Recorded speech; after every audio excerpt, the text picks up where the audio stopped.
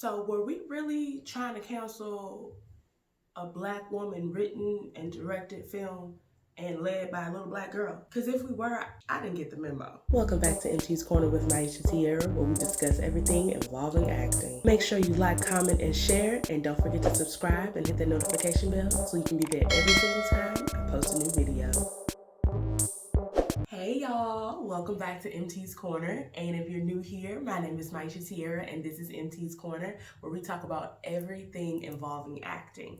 And today we're going to talk about the very controversial film Cuties. So stay tuned for this review. So were we really trying to cancel a Black woman written and directed film and led by a little Black girl? Because if we were, I didn't get the memo. Now, there has been a lot of controversy around this film before it was even released in America.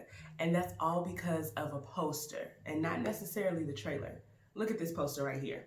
And as soon as I saw the poster, I knew people were gonna run out and make videos about it. Just see the amount of videos right here.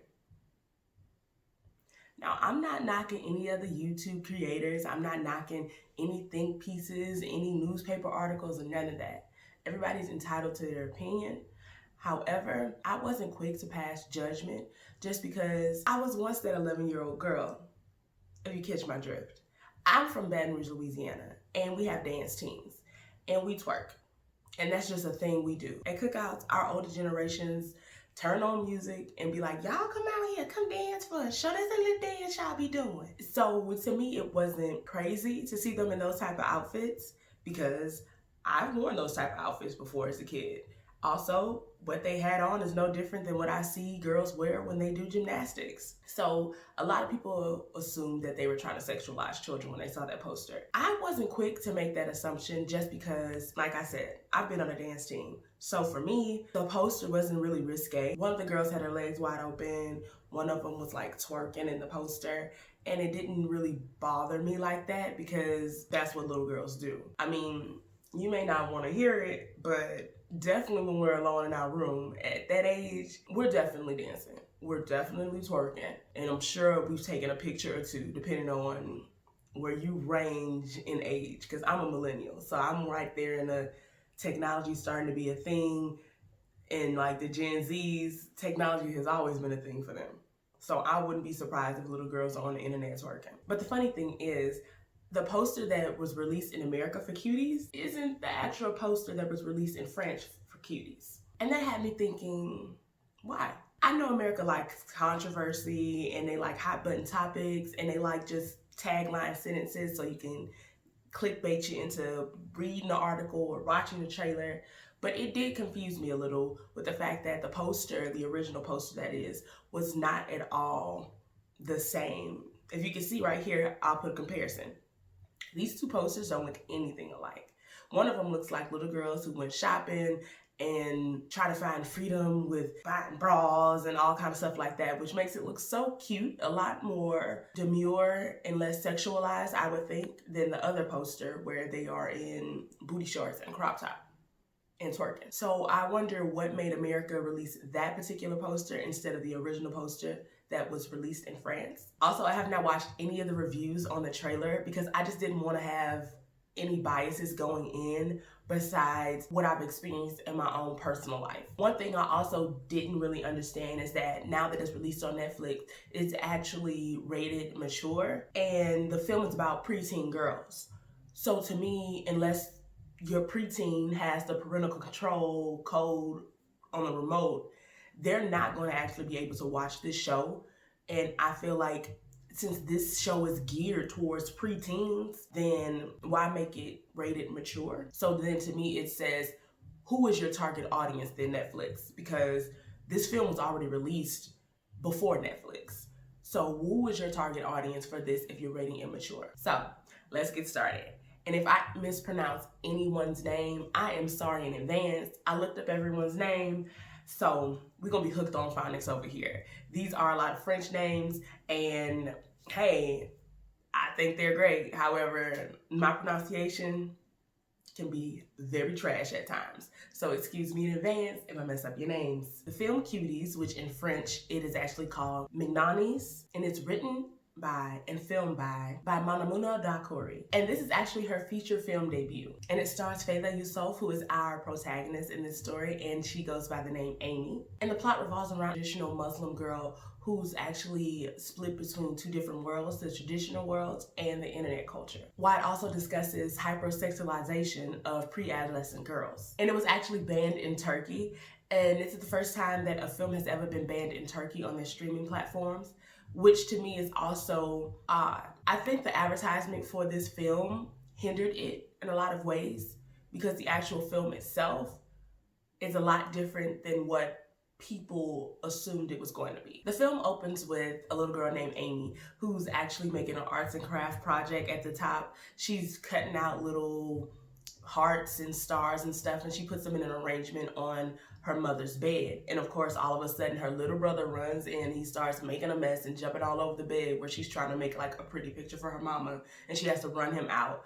So right away I could tell that she's the older sibling, and as the oldest of 5, I already know how it is. You have to take care of everybody else, and you actually kind of become a third parent in a sense when you're having to discipline other kids when you yourself are still a kid. So her little brother is very much so what a little brother is. He's very aggravating throughout this entire film, but he is a child, so you have to get past that part. And later on, they end up at a prayer group, and I can kind of tell that Amy doesn't really know what they're talking about, and she honestly does not care what they're talking about. She's an 11-year-old girl, and I'm sure she'd rather be watching YouTube videos, as most little kids who would go to church services. And they actually have a foreshadowing in the prayer service because the women say a line of, "We must keep our bodies covered to preserve our decency." And right away, I'm like, I see you. I caught that message. And it's a message of the only way that a woman can be seen as decent is if her body is completely covered.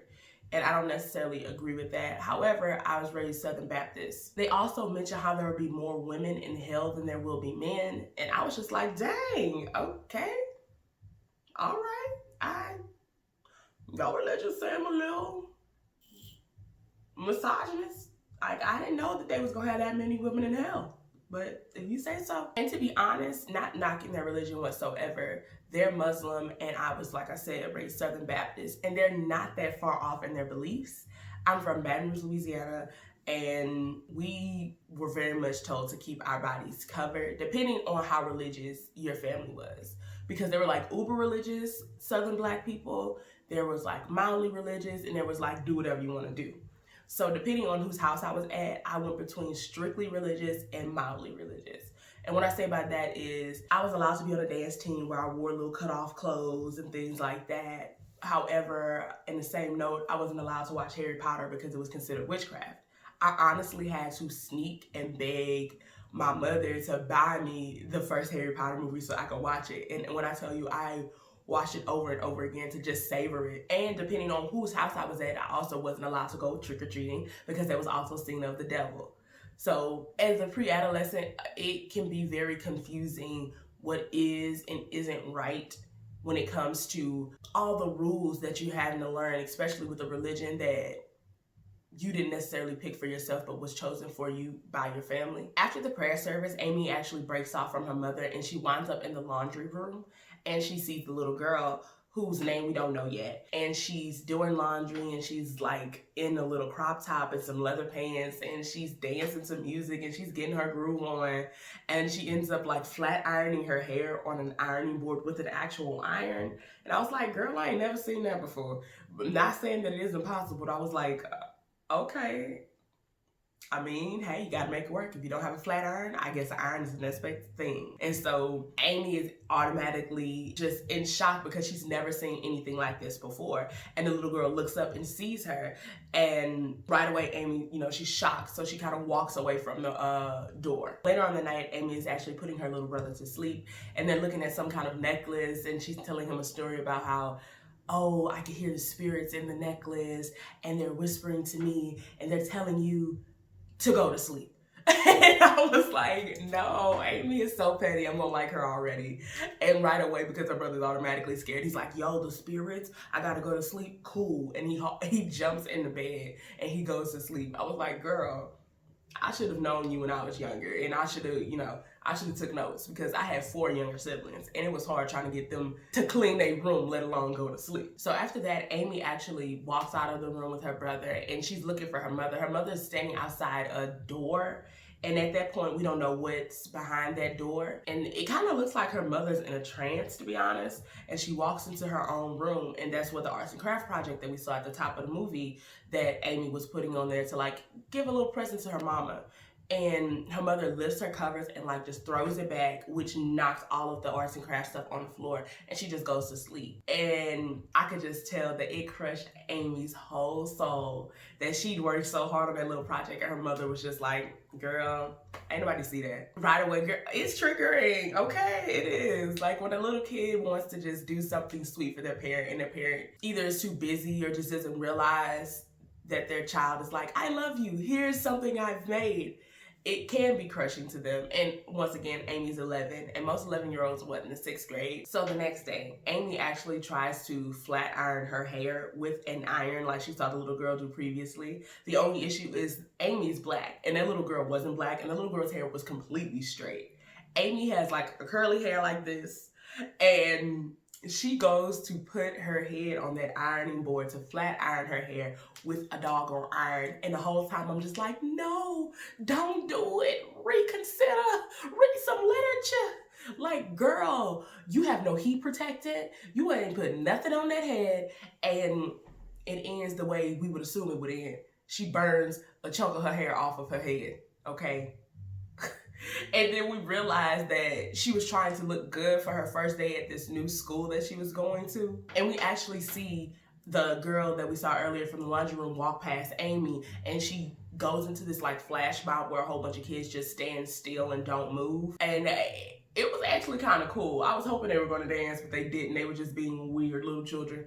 And later on, we found out that Amy is waiting for her father to return home, but we don't actually know where he is just yet. We also see that Amy is trying to dress like the girl that she saw in the laundry room when she like ties up her shirt and she's looking in the mirror at her midriff and just like trying to do some little dance moves, which is pure observation. Like you see another child do something, you think it's kind of cool, so you try to mimic it to see if that's something you should also be doing. And in the middle of Amy dancing in the mirror with her stomach showing, we hear her mother start to come into the door. So she hurry up and gets underneath the bed, and we find out that her mother's on the phone and she's actually calling relatives and friends to let them know that Amy's father has taken a second wife. And this is all information that Amy never knew about. And then Amy's auntie walks in, who's like an older lady, and just makes her continue to call other people in their family and friends to let them know that her husband is taking on a second wife and they're going to have a wedding there.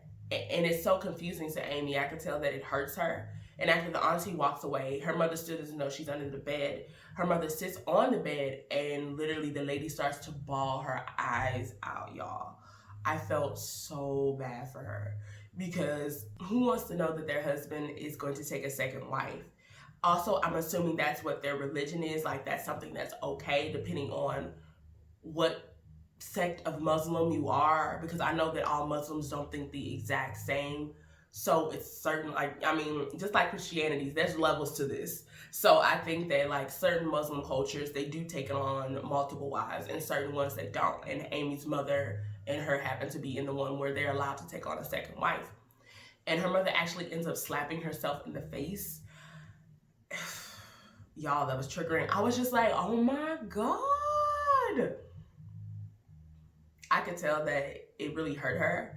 And I could tell that this is probably something that she doesn't want to be a part of. However, she probably doesn't have that many rights wherever she is.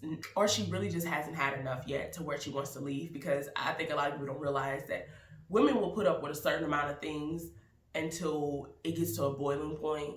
And then they actually take action and do something about it.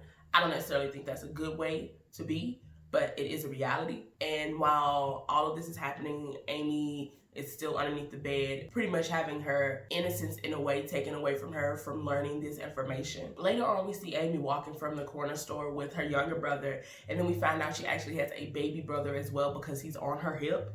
And they're walking home from the corner store, but Amy overhears some girls playing and laughing, so she crawls over the fence to see, and it's actually the girls from the laundry room along with some other girls from school, and they're doing some kind of dance routine, and they see her looking at them, and right away it turns into like mob mentality, and they kind of turn into like Mean Girls a little bit, and then start throwing rocks at her, and they actually hit her in the head with a rock.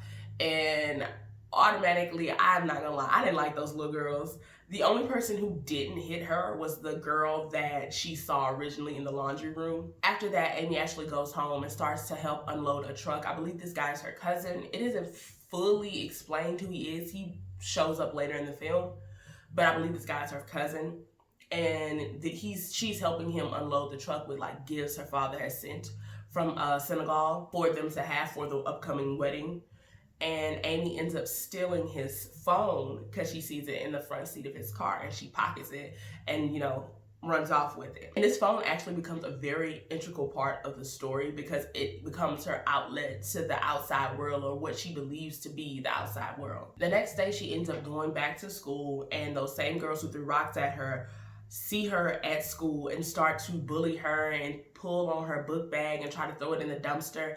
And once again, that same girl comes to her defense, the girl from the laundry room, and we find out that her name is Angelica. And we also find out that Angelica and Amy live in the same apartment building. They actually start to bond in a really beautiful way, which I find adorable when kids are able to find their person and find friends who actually care about them outside of their family, and they start to find their own village. And she actually helps Amy cover up her scar from getting hit with a rock. However, she put spit on the ointment, and I was just, y'all, I hate spit, okay? So I almost gagged when I saw that, and I thought it was disgusting.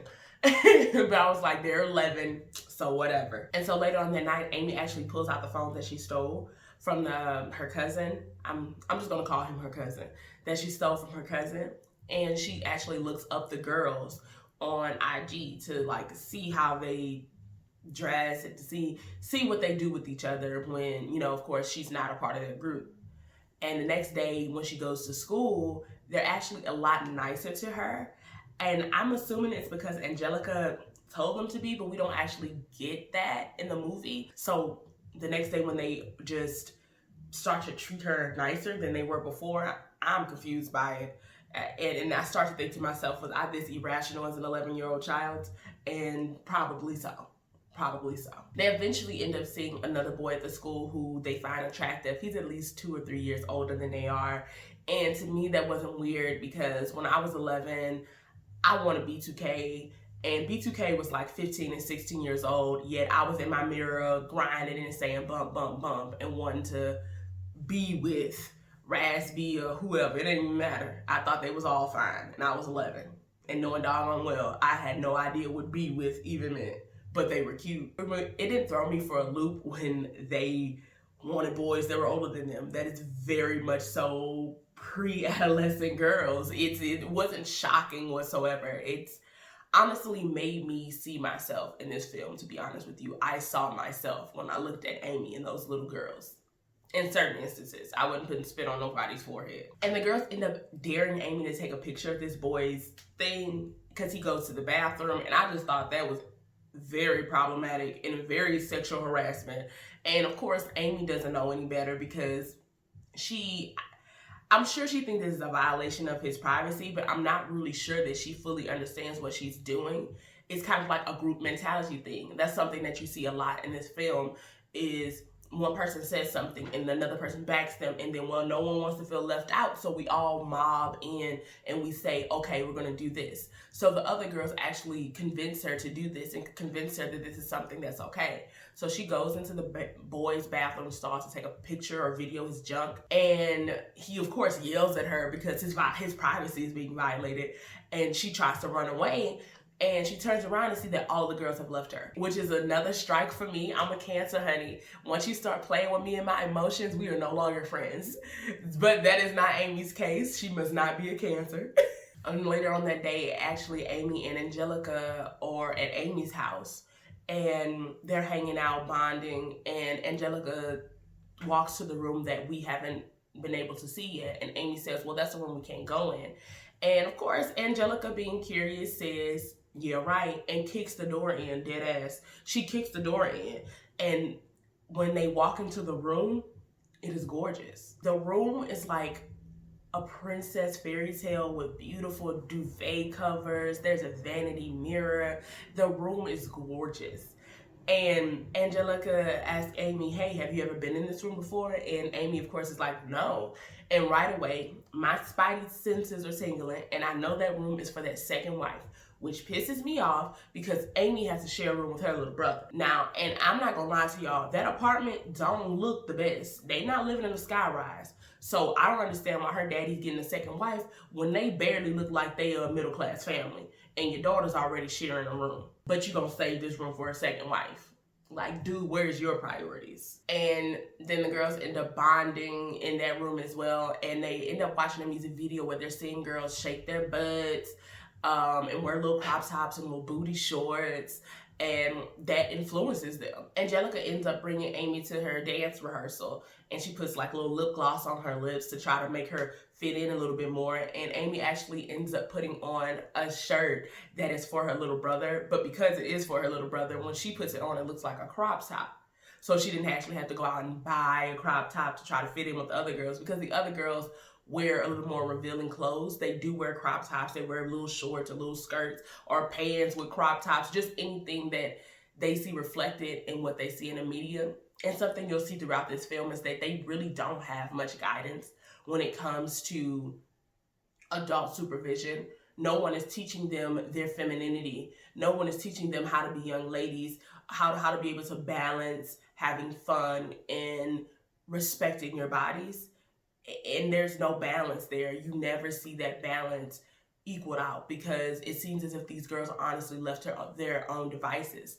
And I feel like a lot of times that does happen. It's happened to me as a child that was 11 years old. My parents worked a lot. So a lot of times what you're being influenced by is other little 11-year-old kids who know just as much as you do, or a little bit more, because they were looking on the internet somewhere and found something out. And so now they're sharing it with you. And when Angelica brings her to the dance rehearsal, the girls actually start body shaming Amy. And of course, they don't know it's body shaming, but it is. They talk about how her chest is flat, how her booty is flat, like she doesn't have any curves, like the girls they see on music videos. And of course, they all think they have curves. They don't. They all look 11.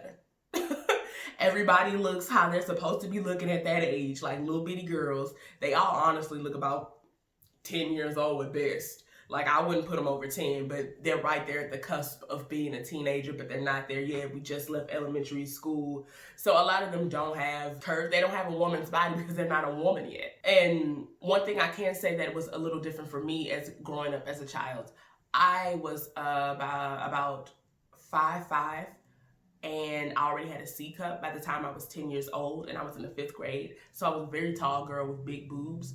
So I didn't really experience what they experienced when it came to being flat and wanting to have bigger bodies and things like that. I more so experienced being over-sexualized by actually adults, more so than I was over-sexualized by other boys my age. So that I couldn't relate to, but I'm sure that there are girls out there who were little trying to put tissue in their bras. I actually remember an incident when I was in elementary school, and like mob mentalities, these group of girls, they were mad at me because they hadn't developed breasts yet. And they like cornered me one day and they were like, well, we don't think your boobs are real. We think that's tissue. You just filled your bra. Like, it's something real basic. It was so ridiculous, me looking back now. But at the time, of course, it hurt my feelings. I guess I was body shamed. I was body shamed for having boobs. But so I've been there. So I could definitely see how it hurt Amy's feelings. And later on that night, Amy actually watched a music video where girls were in thongs, shaking their butts. And that starts to influence her a lot more. The next day after her prayer group, she actually notices women's butts now. That's something which I love that the camera does. It keeps the angles at women's butts. And they were all beautiful, let me tell you. I was like, okay, look at all these booties. Everybody's booty round. I mean, like, they I guess those extras, they were like, we're looking for round booty extras. And so, because all those women had junk in the trunk. So Amy's like sitting down by the wall on the floor, and like as all the women are passing by her, she's actually just looking at their butts because of what she looked at last night and saw girls with big booties and thongs and twerking. And so she's just trying to, I guess, piece it all together in her mind, like the correlation between booties and sex appeal. But once again, no one's teaching her anything, so she's all left to her own devices to figure it all out. And one day her father actually calls the house to check up on the family, and he wants to speak to Amy. And her mom hands her the phone, and when Amy gets on the phone, we can hear her dad say, Amy, are you there, or whatever. And I could tell that there's like a little piece of her that's probably dead inside when it comes to her father, because I've been there when I was her age. My father ended up married to someone else. Like my mom and dad, they weren't married when they had me. They weren't together either. So they went their separate ways. And my dad went on to marry another woman. And when I was around Amy's age, around 10, I believe, I actually was very hurt because I didn't see my dad that often. So to me, it was so weird to say, oh, this person's my dad, but that person doesn't come home with me like other people's daddies. And so for Amy, I could relate to her in that sense that I could tell that something was wrong. And as he's telling her, oh, Amy, are you there? Are you there? She literally throws the phone out the window. She says nothing to him and throws the phone out the window. And I was like, girl, saying, I've been there, Amy. I feel you. I feel your pain, sis. And right then, even though I could tell before, but right then I could tell that clearly she isn't getting the love that she needs from her parental figures. They aren't really speaking to her about what's happening to her body, what's happening to her mind, and what's happening in the world outside of her house. And so she's, like I said earlier, trying to get acceptance. So she finds these girls, and even though at one point they bullied her, they were willing to bring her into their fold and say, hey, you're cool enough that we'll hang out with you now. So she looks for their acceptance. So yes, she's gonna wear the crop top, she's gonna wear the booty shorts, she's gonna wear whatever that they're doing because these girls at least accept me. And they're all misguided as well. They're trying to discover who they are and discover their sexuality, and no one's guiding them in that. And this is actually where we meet those three boys that we saw in the trailer. So if you watched the trailer, you saw that they were talking to these older boys, and I feel like it came off as if these older boys were trying to holler at them, these little bitty girls, and these boys were predatory and yada yada yada, and they weren't. And if you actually watch the movie, you'll see quite the opposite. So when these girls walk up to these boys to go talk to them, you know, they're trying to act like they're older. These boys aren't crazy. None of you have boobs. You all look about 8 in the face. Like, it's clear that you're not the same age. The boys are supposed to be like 14 years old. And so when the boys ask them how old they are, Amy says the truth. Amy says we're 11, while the girls say we're 14. And as soon as Amy says we're 11, the boys are like, nah, y'all too young for us. And they walk off. Like, immediately. They were like, no R. Kelly over here, goodbye. Girls then teach Amy that, hey, when we talk to boys, you don't tell them your real age. You tell them older age, which is something else that she's learning from other girls who probably learned that from the internet as well, or from someone else they heard. And like I said, I've been there when you try to pretend to be an older person because these boys are older. So, you know, maybe they'll like me more if I say I'm not 11, because when you say you're 11, you're seen as more of a baby, which is the case. Then there's the other little black girl. I believe her name is Kuma. I could be pronouncing it incorrectly. But they end up at a park the same day, and she blows up something that she thinks is a balloon, but it's actually a condom. I don't know how she thought it was a balloon, but they're 11, so she probably has not seen a condom before. And the girls right away start to like, ew, you're so disgusting, which it is nasty, but she didn't realize that's what she did. And there goes the group mentality thing again. They all are like, you're disgusting, you're nasty. And Amy's not going to come to her defense because Amy's been on the receiving end of that group mentality. When Kuma was on the other side throwing rocks at her and throwing a book bag outside. And I could just tell right away the little girl, she's so hurt because these were her friends. So why would they, you know, be so quick to judge me? But because they don't have guidance, they don't know, they are going to be quick to judge you. They're going to be quick to judge each other. And so they're calling her disgusting and everything, and it hurts her feelings. And she keeps saying, I didn't know. And her voice keeps getting quieter and quieter because she feels very embarrassed by it. And we cut to the next scene where their solution to what she did is to wash her tongue out with soap. So they're using a sponge, which I hope is clean, and soap, and washing her tongue out with soap. And it is the craziest thing I've seen, but it is very logical. It's very logical. They're 11, so of course you think that that's what you should be doing. I am not shocked nor surprised that this is the logic these young girls have come up with. It honestly made me relive my childhood, and I thought it was funny as hell. And the girls end up actually at one girl's house whose name is Yasmin, who's a part of the group, who we didn't see on the poster. She's a little bit of a thicker, heavier set little girl, and they're at Yasmin's house, and they're actually video chatting with a boy. And I have video chatted when I was their age. I was 11, and nothing they were doing was unrealistic. I've been there. I've video chatted with boys who I probably shouldn't have been video chatting with when I was 11. I've done that. And they have their camera turned off at first. So the boy is older. He's like 15, 16 years old. And because they don't know any better, and they think that, oh, well, sexualization is the way that we talk to people because that's what I see in the media. So they're asking him, does he like boobs and different stuff like that? And the boy starts to blush, and accidentally Yasmin hits the camera on button, and the camera ends up being on Angelica, who of course, like I said, they all look like 10 years old. And the boy right away is upset, and he's like, why are you little kids on here? Why are you doing this? And like they hurry up and close the laptop. And that actually causes them to have a falling out with Yasmin. And because they have a falling out with Yasmin, they kick her out of the dance group. And Amy auditions for Angelica because she's been rehearsing all the dance moves every night with that cell phone that she had. And she joins the dance group, and she does the dances even better than the other girls. And because she learned twerking from music videos, she teaches them how to twerk. So there's a whole montage of Amy like placing their bodies in the right positions, moving their heads. And you see some of that in the movie trailer as well. We're trying to make them be like, you know, grown women. We adults. We gonna twerk some. And it's funny to me because I've been there. Like, nothing these girls are doing is anything that I have not experienced already. So I was not shocked that this is what they're doing, because that's what me and my girlfriends did when we were 11. We would have sleepovers.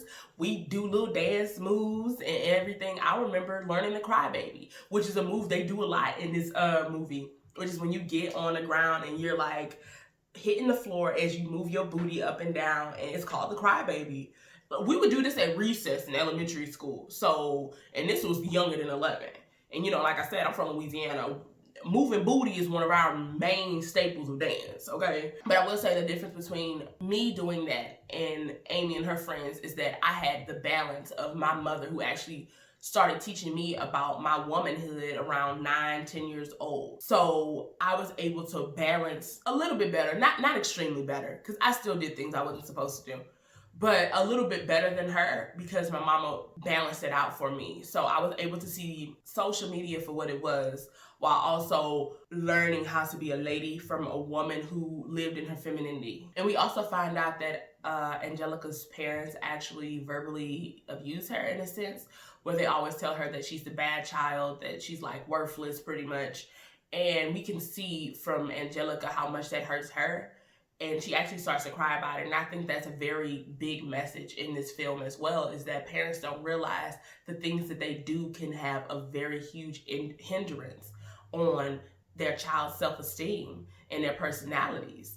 And Angelica looks to Amy for affirmation, and she says, but a lot of people like me, right? People do really like me, don't they? Don't they, Amy? They like me. And Amy, of course, validates her and says, yes, people like you. So, of course, Angelica's going to find her village with Amy and these other girls versus her family, because when she's at home, she's seen as less than. In that same conversation, Amy actually tells Angelica that she wishes that her father would never come back and she doesn't want to see him ever again. One day, Amy's auntie wakes her up early in the morning and tells her that it's time for her to become a woman.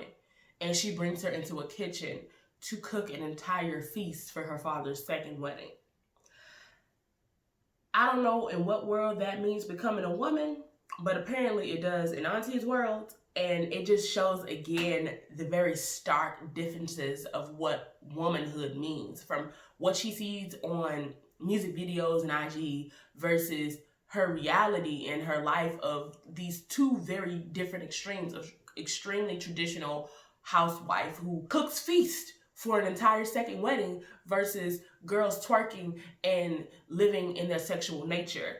And I think there can be a balance between the two, but because no one is guiding her through this process, she is confused by both extreme ends of the spectrum. Amy ends up running away from her auntie actually when they're coming from the store that day to make it to the dance competition on time. However, she misses the dance competition with the girls and she sees them through the window doing it, and the girls actually mess up a step and start over again. And once they get out of there, the next day at school, they are very angry with Amy because, well, you weren't there, you were supposed to help us dance. And she kind of has like a breakdown and she tries to tell them that, you know, I'm sorry, I couldn't get away, I couldn't get to you, I saw you through the window, and the other little girls are calling her a liar. But her closest friend, which is Angelica, says, I believe you. And Amy's like bawling, crying, and it's, it really touches my heart because these girls all want acceptance. And when you do something that you didn't realize is so detrimental to another friend, especially when that's all you have outside of your family, it can feel like your world is ending. So she's pretty much begging them not to pretty much end their friendship and end her being on a dance team. And Angelica decides to, you know, wash it over and say it's cool, it's fine, it'll be okay. And Amy actually ends up getting her period that same day when she gets home. And her mother walks into her room and says, well, now you're a woman. And then just walks out and doesn't actually explain her cycle to her. They don't have like a period party or her coming out to become a woman, kind of cute thing like that. Like there's nothing. And like I said earlier, I feel like that is an issue because I don't even think Amy knew what it was because she hid it from them at first. She didn't even realize what was happening to her body. And I think that's a big issue when you don't teach your children what happens to their bodies. They become ashamed of what happens to their bodies and feel that they're dirty, and they feel, you know, they can have all these kind of thoughts when you don't actually go out of your way to explain to them what is happening with themselves. My mom's also a nurse, so she explained these things to me very early on, and I actually received my period when I was 10 years old. I'll never forget, I was watching the film Deliver Us from Eva, and I thought I peed on myself at first. She'd already told me what a period is, but you don't know what it is until you're actually going through the experience. But I was able to talk to her about that, and she was like, oh, we'll get you some pads or whatever, we'll work it out. And she explained all the different applicators of taking care of that. But I don't think that was something really explained to Amy, and if it wasn't something we actually saw. One day the girls end up at a laser tag gym where they like sneak into the laser tag area and they're like all having fun with each other. Then they get caught, of course, and one of the security guards tells them, well, I'm gonna call your parents, so I'm not gonna let you go. And then another security guard walks up who I think they legit only hired because he looked like a pedo, because he looked real rough, okay? He looked real rough, he looked real creepy. And he told them, well, they weren't going to let them know. They were going to call their parents or call the cops, one or the other. And so one of the girls' phones actually rings, and they find out that they've been selected to go on in the dance competition. And they start jumping around and dancing about it. And the guy's like, what are y'all doing? What are you doing? You're acting crazy. And they said, well, we're dancers. We're in dance competition. We just got in. You got to let us go. You got to let us go. And then Amy actually starts dancing, which I'm a little confused by. I don't know if she was doing it in a sexual nature or she was doing it in a way of like, yes, we are dancers, but the dancing was very sexual. So I feel like those lines can be blurred. And he was looking at her, like in the way the camera angle had it, to where he was just looking at her body parts and pretty much being aroused by it, which I was disgusted by because you're an adult man. You're disgusting. But it's reality. Like I told you earlier, I developed early. I had a C cup at 10 years old, and that was in the 5th grade, and I was 5'5". So I looked a little bit older than I was, even though my face clearly looked like a child, but grown men didn't care about that. I was hit on by grown men constantly since I was 10 years old. Imagine going to Walmart or wherever with your girlfriends at 11, 10 years old, and y'all going to the candy aisle to get candy, and a grown man walks up and he say, how y'all doing? What you, you know, as he scans your body with his eyes. And you don't even have to be in a crop top and booty shorts. You could be fully clothed and a grown man will walk up to you as a 10-year-old child and make you feel extremely uncomfortable and sexually harass you. And because they got into the dance competition, the girls actually all dress up in crop tops and booty shorts and makeup, and they record themselves doing a dance routine and they put it on IG, and it ends up getting so many likes. So many people like them now, which is like outside validation, which isn't necessarily real, but we all like outside validation. We all like likes and views. We can't act like we don't, but there's a balance. You can't let that be your everything. But at 11 years old, you don't realize that that's what you're doing. And so Amy shows up at school the next day, hair afro out, like actually moisturized, because most of the film I realized like Amy was not doing her hair. Amy was looking a little bit of a mess, but she also wasn't being guided to do her hair. Like her mom or whoever, no one was really teaching her hygiene either, because she kind of looked dirty sometimes. Like, so now she looks fully clean, hair all done, little crop top, little leather shorts. No, she had leather pants. So little leather pants, and she's walking with this stride and this confidence. And all the kids at school are looking at her and thinking she's sexy. And they're all talking about how great her dance moves were. And she's getting that validation that she's not receiving at home. So of course she loves it. They end up seeing their adversaries at the park, which was another dance team. And they get into a fight with these girls after one of the girls throws like a soda can at them. And Amy like straight up is like, I'm a G with it, and goes to like beat the girl up. And of course these girls are a little bit bigger than they are, and they like rip down Amy's pants, and like all of a sudden we see that her, you know, her underwear are like little kitty underwear. And even though she has this grown woman outfit on, underneath we see that you're still a child. And the kids, of course, because kids gonna do what kids gonna do, they laugh at that and they think it's so funny. And of course she's embarrassed, but however, those other girls on the dance team were 10 toes down defending her, period. They were fighting and they did not care. I was like, well, at least you got some ride or dies when it comes down to it. And later on, Amy ends up actually stealing some money from her mother, and they go on a shopping spree. And so that poster that we saw in the France poster is actually from them going on the shopping spree and buying all these things, these colorful hair extensions, these pretty bras, these pretty underwear, just trying to like get in that age of becoming a young lady, a teenage girl. So they're buying all these things that at some point they're gonna need anyway, because their bodies are starting to develop, but it's less little kitty things and it's more older girl things. You know, there's not cartoons on their underwear. These are like solid colored underwear.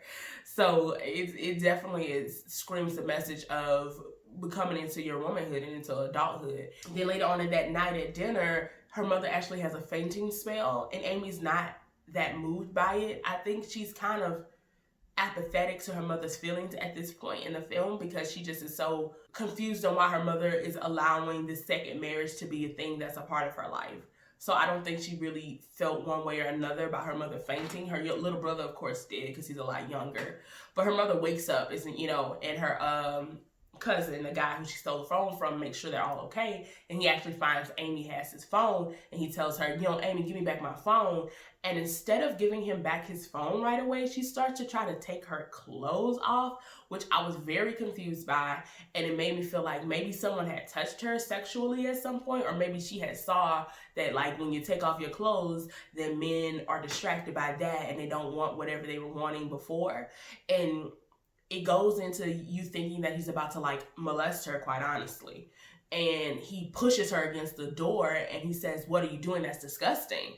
Like, but once again, no one is guiding her and teaching her anything. So this girl is doing trial and error all on herself and music videos. So he doesn't want that, and she then runs into a bathroom, locks it as he's beating on the door for her to give him back his phone. She pulls down her pants and her underwear, and she actually takes a picture of her private area, which I was just like, oh no, baby, that's not it. That's not it. But she does that, and she uploads it to France's version of IG, and all the kids at school end up seeing it. And so the next day she's at school, she's in a little tank top, a little red tank top with a leather skirt, and it's a very adult outfit. And it may not sound like it. I mean, the leather probably does, but the way that she's dressed, and when you actually watch the film, which I think all of you should, she looks a little too grown to be 11.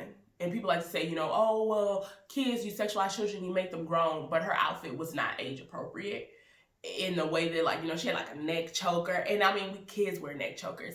I guess my point is that she looked a lot older.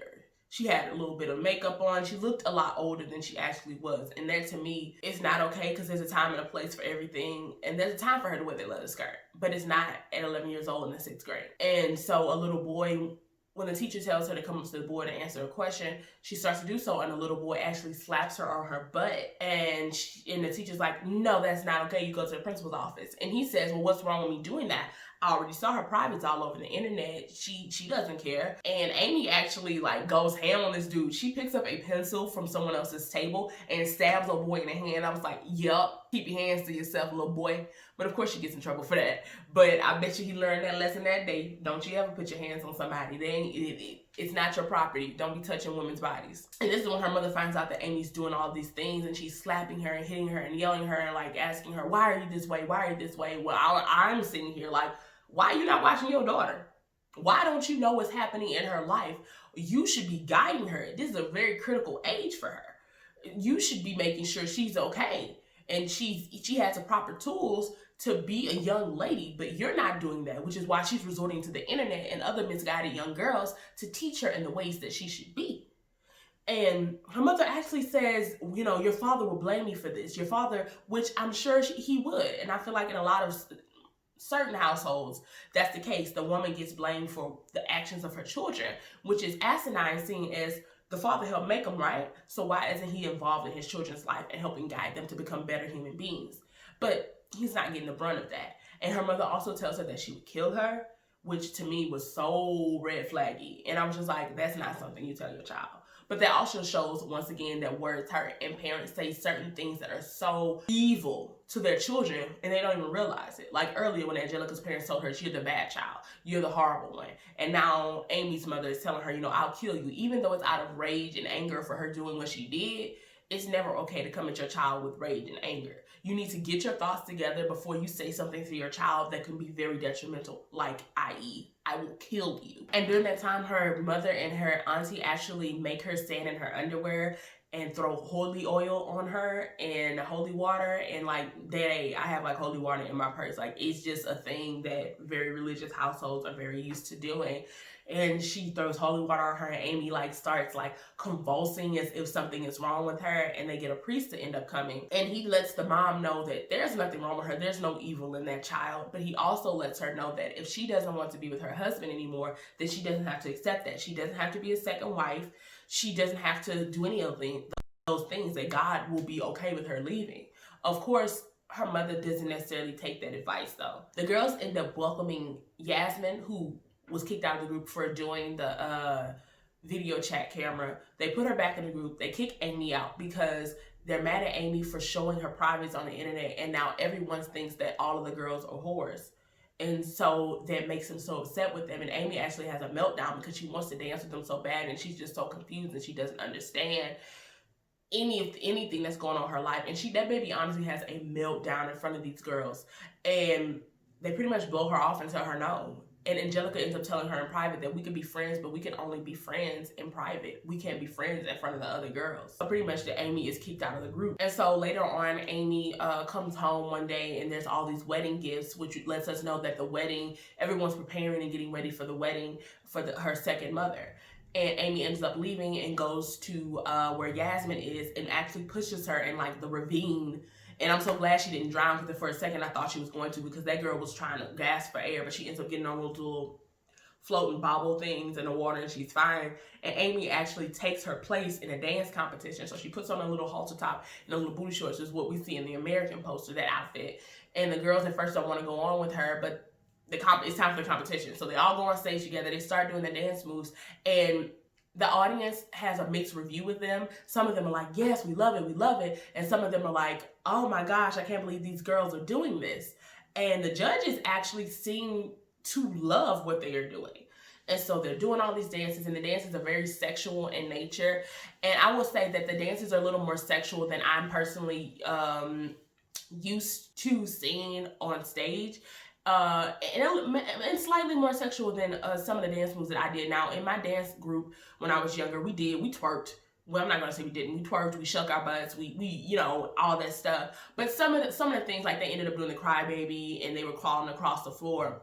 And that's not what I did in my dance competition. But then again, that's what me and other little girls did at recess in elementary school. And there was also another song that was like monkey on a pole, like do the monkey on the pole or whatever, where we literally would like go up and down a pole like we were a bunch of strippers. So it's not surprising at all, but it was very controversial. A little girl who was in the audience was like, hey, no, mama, don't cover my eyes. I want to see them do the dance, which is in turn doing the same thing that Amy was seeing at the beginning, where she was like learning all of her ideas of femininity from what she saw in the media. However, this girl may have a mother who's a little more involved in her life than that. Then we fast forward to the day of her father's wedding, and Amy actually doesn't want to be there, doesn't want to be involved, and her mother tells her that Amy doesn't have to go to the wedding if she doesn't want to, but her mother ends up going to the wedding. And during dance competition, Amy has another breakdown, and that's when she runs home and has this whole conversation with her mother.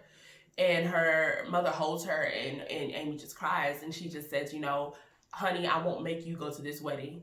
And Amy tries to tell her mother, you know, you don't have to accept this, you don't have to do this, because she wants her mama to have her own sense of freedom. And however, that's just not what happens. Her mother doesn't get her own sense of freedom. She doesn't do any of those things. And her mother ends up putting on her hat, and she goes to the second wedding. And Amy runs outside, and I think it was beautiful symbolism. And she sees these young girls who are like fully clothed, and they're jumping rope. And Amy proceeds to jump rope with them and just jump higher and higher in the camera. And she starts to have a smile on her face, like a genuine smile of maybe she has some level of freedom. At least she's going to strive for the freedom that her mother wasn't allowed to have. And then the movie ends. Now, the director, she did speak about why she made this movie, and she talked about the fact that this is actually relating to her own instances of childhood, that she relates to Amy, and that Amy is kind of modeled after herself. She also says that she made this movie because she was in France when she saw young girls like those girls in a dance competition dancing that way, and she ended up researching preteens and what they deal with and how they deal with the difference between their reality at home and how social media shapes and influences them to be who they are. So she did a lot of research for this film, and I think that she did it justice, honestly. She did a very great job in making sure that this film had every aspect of how a preteen girl at that, can experience life. And I think that there's some element of something that these girls did, even if it wasn't everything that every young girl has experienced at some point in their life, with having to deal with learning your femininity and learning how to become a woman, and how that shapes you at such a young age of 11. But that is when that preteen age is what she researched the most, and she said that that is a very detrimental age, where you're trying to figure it out. You're not a baby anymore, but you're also not an adult. But you're supposed to be treated as both at the same time, and that can be very confusing for a young girl. And she also grew up as a Muslim woman, so this is something that she 100% has experience with, and I'm so happy that she was able to share this with us and let us into her world. I saw some clips as well where she was very caring with all of these young girls, hugging them, you know, talking with them through these scenes. There was never a point where these girls felt that they weren't guided through this film, because this is heavy material when you have younger kids who actually play their age, because most of the time we have adults play kids. But when you have younger kids playing their age while they themselves are real life going through this situation, and also portraying this on film, can be very different. And she was very caring throughout the entire process. So I personally feel that, for me, if we're doing a 5-star rating on this film, I would give this film a 4.5. I think that it had a very cohesive story. I feel that it had an amazing message. I feel that Netflix itself and America itself did a poor job of executing the promotion for her film with the poster that they chose to show. But however, I don't think the trailer was necessarily done in poor taste. It gave me a hint of what was going to happen in Cuties, and then I fully saw what was going to happen. Now, this film did come out in January of 2020, and it won an award at the Sundance Film Festival. And I don't really think the trailer would have been as big of an issue had people not seen the poster. I think that's really what made people start to overly analyze this. I don't think the movie was done in poor taste. I don't think the movie was bad. I think the movie was very much so a coming of age story for a pre-adolescent girl, and how she navigates the world of traditionalism, the world of social media, and the world of trying to find her own freedom and see where she fits in with all of this. So let me know down below your thoughts. I personally like Cuties, and I am not upset about the direction of this film. I thumbs up it on Netflix. I added it to my list, And I think it's a beautiful coming of age story for young girls everywhere. And I feel that Netflix shouldn't have made it mature. I think that they should have made it like PG-13, so that the girls that this movie is about would actually be able to watch this without parental controls on their Netflix account. And the writer-director actually poses a really great question. And she said, can women really choose who they want to be without the role models that are imposed upon us in society? Can you really choose your own freedom, or are you forced to model yourself after what is deemed acceptable? So answer that question below as well. And as always, y'all, thank you. If you made it all the way to the end of this review, thank you for watching. I appreciate it. I still plan on doing a giveaway right now because I made over 1K subscribers, so thank y'all for helping me get there.